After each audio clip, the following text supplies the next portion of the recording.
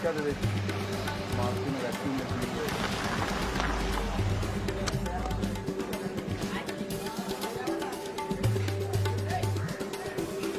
Minister, it's a pleasure to meet you.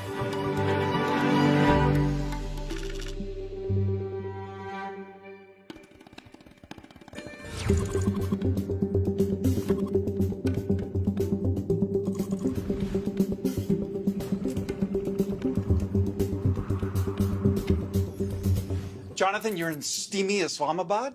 You're about to interview the Prime Minister, Imran Khan, a former cricket star. Pakistan is squarely in the sights of the Biden administration right now. America is going to completely withdraw its military from Afghanistan by September the 11th. The question of whether Pakistan allows American special forces and CIA to base themselves in Pakistan could have really direct impacts on whether terrorism flourishes again in Afghanistan and ultimately comes back to hit America at home. Prime Minister Khan, the US military is finally withdrawing from Afghanistan after 20 years. Are you happy about that? Happy in one way, because there was never going to be any military solution in Afghanistan. Anxious that they are leaving. Without a political settlement, there's a possibility of civil war. What would a political settlement look like in your mind? A political settlement in Afghanistan would mean a sort of a coalition government, a government from the Taliban side and the other side. There is no other solution. Do you think the Americans made a mistake by saying we're getting out by September the 11th? Difficult, you know, they have got themselves in such a big mess. They had to give some sort of time frame. But at the moment they gave a time frame, Taliban would have considered that a victory.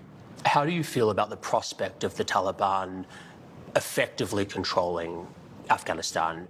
Are you happy to welcome them into the community of nations? As far as Pakistan is concerned, whoever represents the people of Afghanistan, we will deal with them. But what if they're not democratically elected? Does it not concern you on some level that this group of people is accumulating power right next door to you? Look, I'm not a spokesman for Taliban. For me to say, you know, what they are doing or what they shouldn't be doing is pointless. In case Taliban go for an all-out victory, there is going to be incredible amount of bloodshed. And let me tell you, the country that is going to suffer the most after Afghanistan is going to be Pakistan. We already have 3 million Afghan refugees here. And this could lead another exodus. So that is our biggest concern. The Americans, before they leave, there must be a settlement. Let's talk about the relationship with the United States. The American CIA director, Bill Burns, made an unannounced visit here to Islamabad. Why? Ever since 9/11, there's constantly been touch between our intelligence agencies. Did you meet with him? No, I didn't. Did anyone from your administration? Yes, our head of ISI. The Americans want to have their spies here and special forces based here in Pakistan to keep an eye on what's happening across the border. Will you allow the American government to have CIA here in Pakistan to conduct cross-border counter-terrorism missions against Al-Qaeda, ISIS, or the Taliban? Absolutely not. There's no way we're going to Seriously? allow any bases, any sort of action from Pakistani territory into Afghanistan. Absolutely not. Pakistan suffered 70,000 casualties, more than any other country, by joining the American war. We cannot afford any more military actions from our territory. We will be partners in peace, not in conflict. The American military right now is discussing doing airstrikes potentially to support the Afghan forces against the Taliban. Would you allow the American Air Force to use your airspace for those airstrikes? We are not going to be part of any conflict anymore. But you haven't decided yet whether you'll let them use your airspace? This hasn't been discussed at all, so... What's your feeling about that? I don't know. We'll discuss this. You know, why would the Americans be using bombing Afghanistan to after it hasn't worked for 20 years. Why will it work again? Have you spoken to Joe Biden since he took office? No, I haven't. Is there a reason for that? Whenever he has time, he can speak to me. But at the moment, clearly, he has other priorities. What would you say to him if you had a meeting with him? The US has a big responsibility. Most powerful nation in the world. This is almost 1.4 billion people living in the subcontinent. We are held hostage. One dispute in Kashmir, a disputed territory, according to the United Nations Security Council resolutions, there should have been a plebiscite for the people of Kashmir to decide about their own future. That has never taken place. It's festering. It can easily, if the Americans have the resolve, the will, this can be sorted out. Intelligence analysts say that Pakistan has the fastest growing nuclear arsenal anywhere in the world. I don't know where they've come up with this. Pakistan's nuclear arsenal is simply as a deterrent to protect ourselves. But you're growing it, not shrinking it. I'm not sure whether we are growing it or not because, Really? as far as I know, our nuclear, the only one purpose, it's not an offensive thing. Any country which has a neighbor 7 times the size as Pakistan has would be worried. Is your goal vis-a-vis India and Pakistan nuclear disarmament?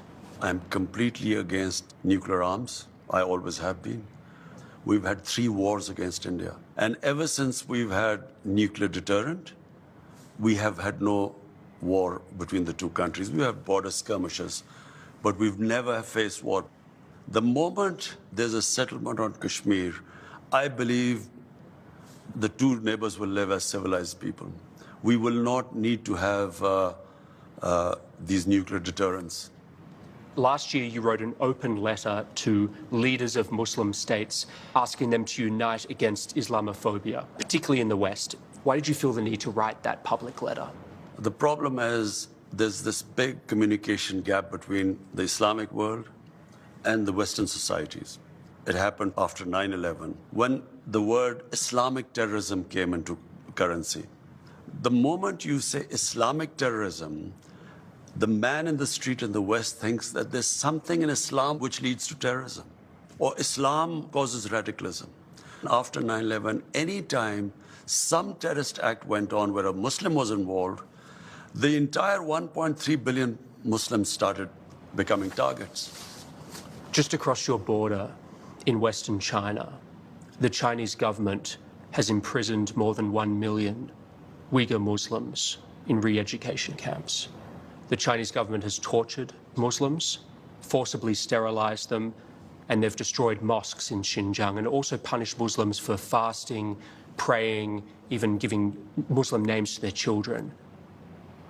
Prime Minister, why are you so outspoken about Islamophobia in Europe and the United States, but totally silent about the genocide of Muslims in Western China?